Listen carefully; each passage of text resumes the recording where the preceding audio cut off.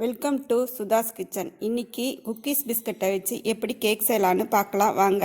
ஒரு மிக்சி ஜாரில் பிஸ்கட்டை உடச்சி போட்டுக்குங்க. அதில் 4 ஸ்பூன் சர்க்கரை சேர்த்துக்குங்க. இதில் சர்க்கரை கம்மியாக இருக்கிறதுனால நான் 4 ஸ்பூன் சர்க்கரை சேர்த்துக்கிட்டேன்.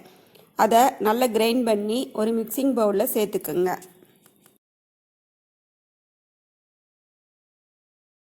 ஒரு முட்டையோட வெள்ளைக்கருவையும் மஞ்சக்கருவையும் பிரித்து எடுத்துக்குங்க.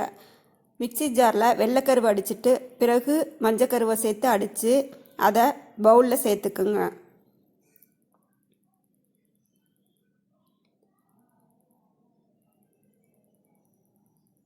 ஒரு ஸ்பூன் பேக்கிங் பவுடர் சேர்த்துக்குங்க.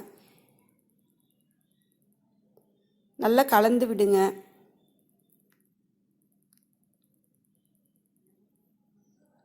கொஞ்சம் கொஞ்சமாக பால் சேர்த்து கலந்து விடணும். கட்டி இல்லாமல் கலக்கணும்.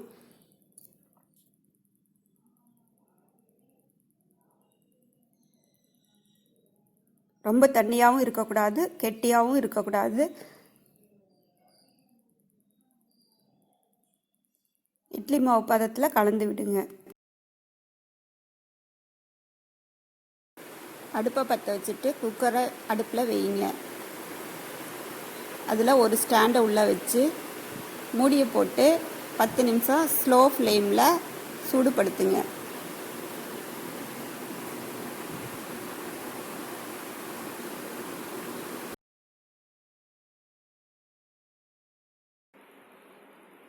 இட்லி மாவு பதத்துக்கு கலந்து எடுத்துக்குங்க.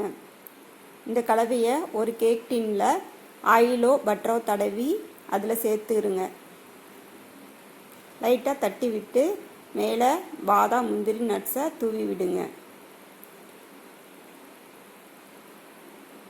குக்கருக்குள்ளார எடுத்து வச்சு மூடி போட்டு 25லேருந்து 30 நிமிஷம் வரைக்கும் வெயிட் பண்ணுங்க. 30 நிமிஷம் கழித்து குத்தி பார்த்தா அதில் ஒட்டாமல் வந்திருக்கணும். அப்போ கேக் ரெடி. அருமையான அழகான சுவையான ஸ்பாஞ்சான கேக் ரெடி. உங்களுக்கு இந்த வீடியோ பிடிச்சிருந்தா லைக் பண்ணுங்கள், ஷேர் பண்ணுங்கள், கமெண்ட் பண்ணுங்கள்.